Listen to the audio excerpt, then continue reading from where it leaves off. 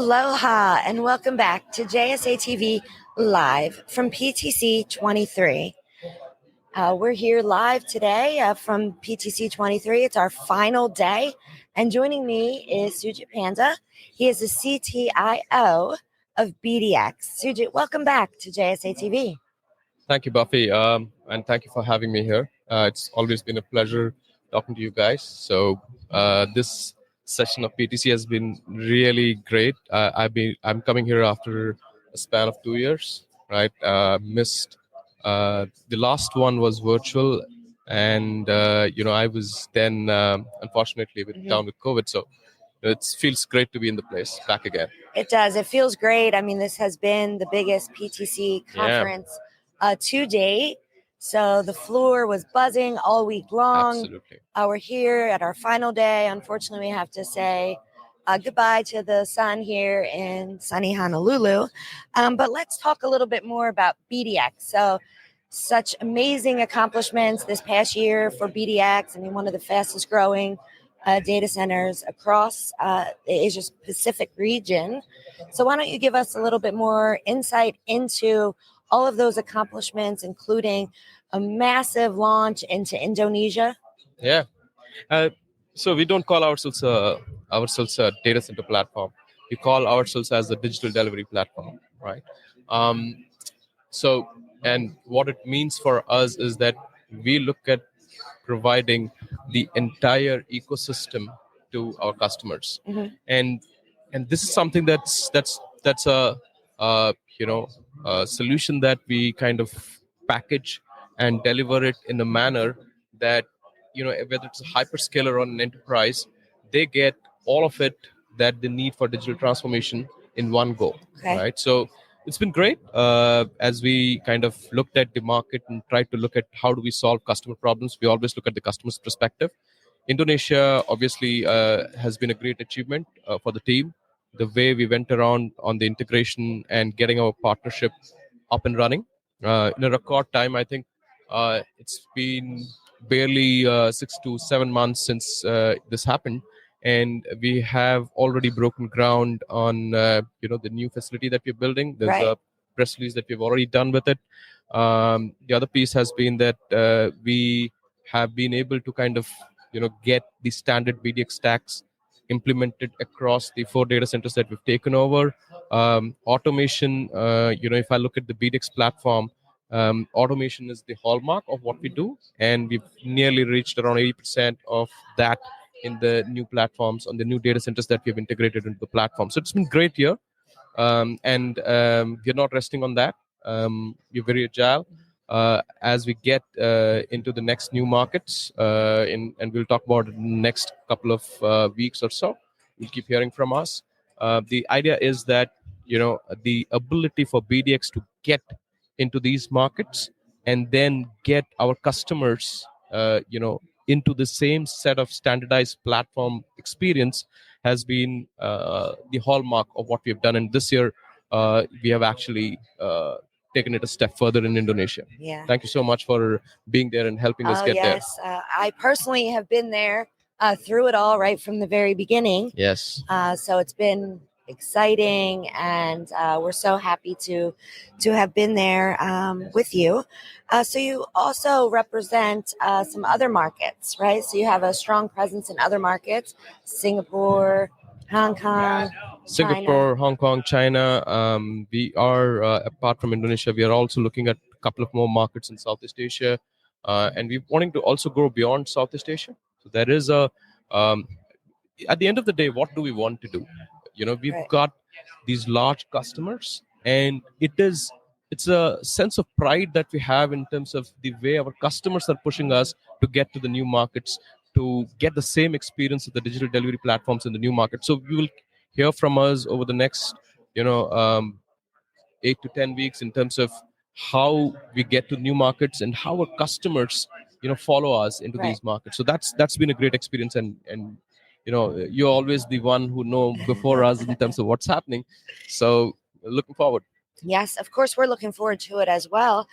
So let's talk a little bit more about another pillar for BDX, and that is carbon reduction and sustainability. So I know that is at the heart of BDX. So why don't you dive right into exactly what you're doing to reduce carbon emissions and how that all ties into automation and the BDX platform as a whole.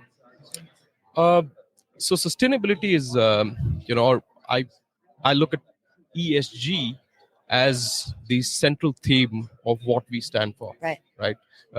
The carbon decarbonization piece is one part of it. Right. A very important part of it. We want to we want to kind of ensure that um, we contribute to the community, we contribute to the environment. And in terms of what we have actually done is that we have reduced our carbon footprint by around 23%, right? And look at it from a perspective that in all the markets that we operate, green energy is not something easy to come by, right? And we still have been able to reduce our carbon footprint.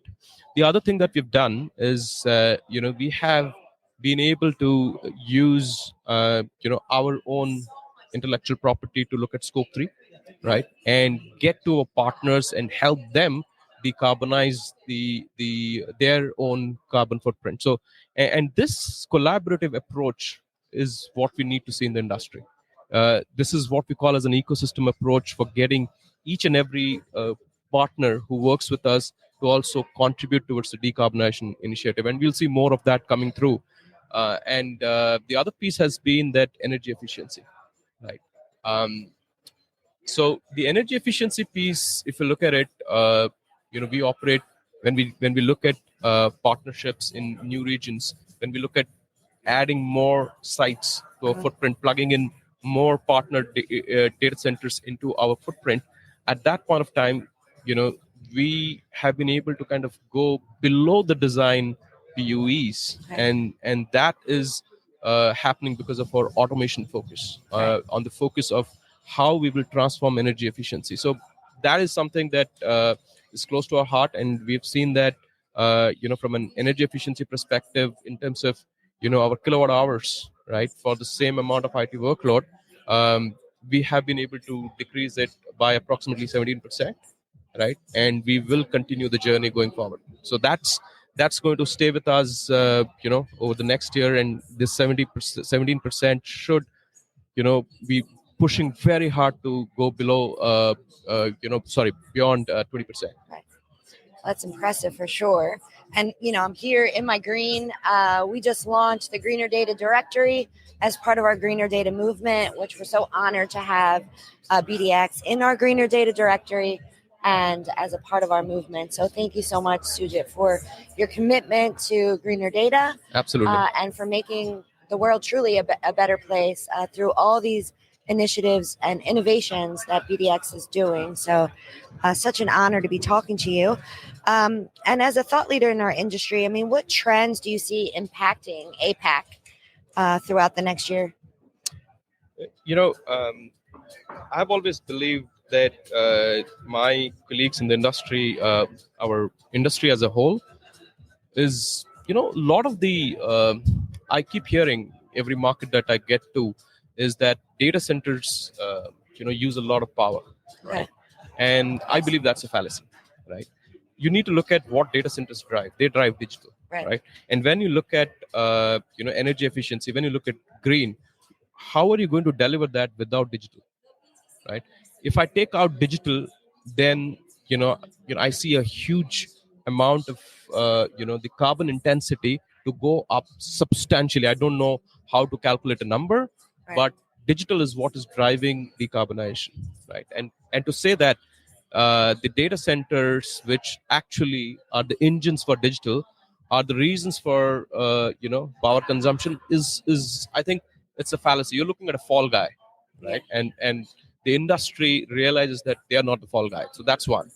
The second piece is in terms of when you look at power consumption, right? I mean, if I want to be transforming a country, a region, a city, a community, right, and want to digitize them, or look at digital transformation, you cannot do that without data centers. And the only way that a data center can become green is to get green power. Yes, we drive energy efficiency, right? We are doing everything within our means to become much more energy efficient, whether it is looking at automation, whether it's looking at better battery technology, whether it is using as much solar as we can use on the rooftops or any other place, whether it's looking at water usage efficiency. We're doing that, right? So I don't see the notion that hey, you know what, I will give you a green rating, for example. That has been initiated, so I wouldn't say that, but by and large, the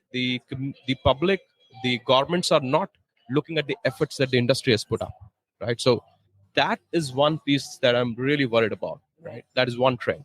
The second piece is, what are we doing from a technology perspective? I believe sustainability and automation are going hand in hand, and I see a lot of strides being done in terms of how AI can transform, right? And we're putting a lot of efforts in our discussions with all the governments in all the regions that we're operating to ensure that we take these AI technologies, the intellectual property that we have built and that is we're using in our data centers, and give it back to the community. So that's something that we're doing.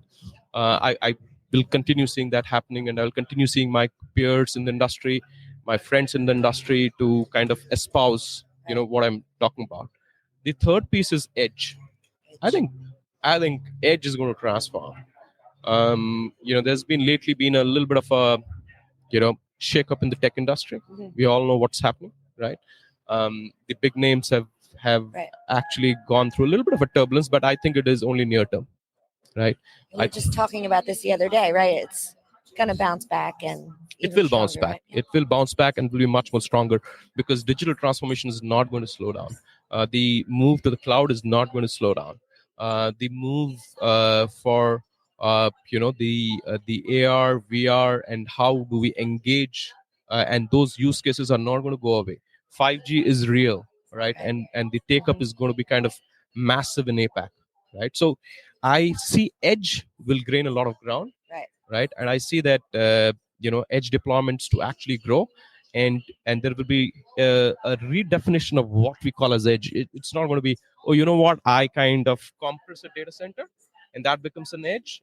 Smaller data center is an edge. That is going to change, and a lot of this will get reflected in how the tech industry will bounce back, and how the tech industry will transform itself in terms of how they want to leverage the edge. So I see that happening very, very powerfully over the next 12 to 18 months at the max. Yeah. Well, thank you for those great insights, Sujit. Thank you. We really do appreciate it. Is there anything else that you'd like to add today? No, I think it's been a great year. I just wish all the viewers, a happy Chinese New Year. Just approaching it, and I wish all the viewers to kind of participate in all the sustainable efforts that as an industry we are doing. Please keep giving us feedback. Keep giving us your thought processes in terms of how do we become more green, and that's about it. And follow #GreenerData. Yeah. Greener Data Directory. Thank you so much, Sujit, for joining us today here from PTC 23. And happy networking. And thank you, viewers, again for tuning in to another fabulous episode of JSA TV Live from PTC 23. Aloha. Thank you, Buffy. Thank you for having us.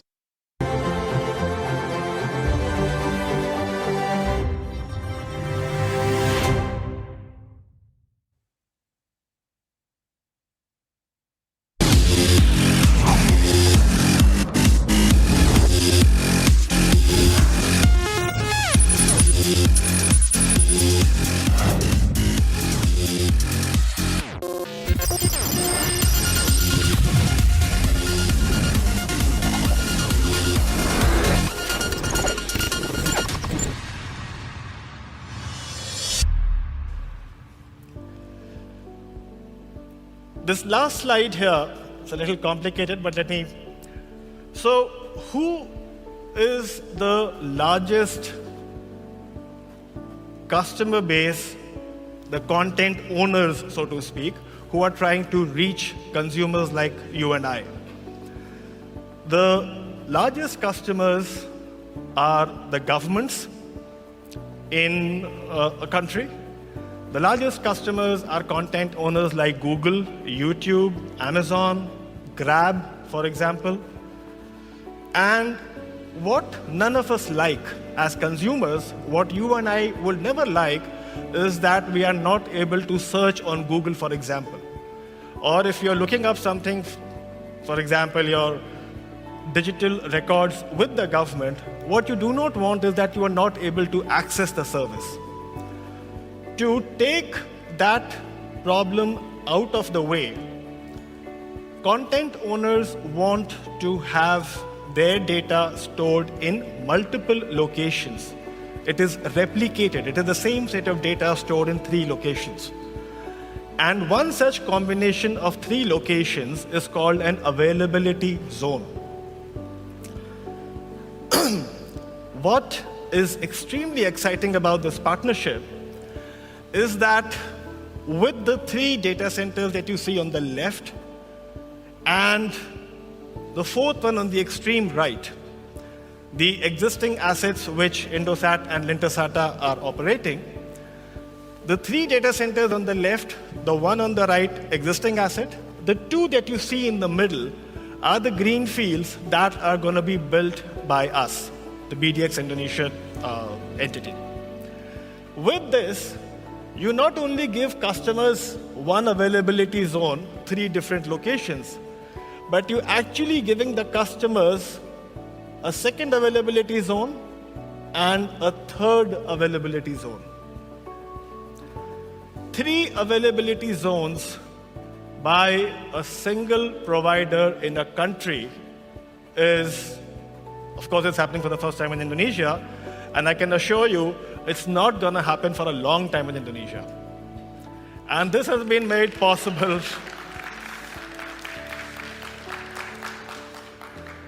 This has been made possible because of the partnership. So, unparalleled infrastructure for Indonesia's digital transformation journey is what BDX Indonesia promises to deliver. Thank you so much.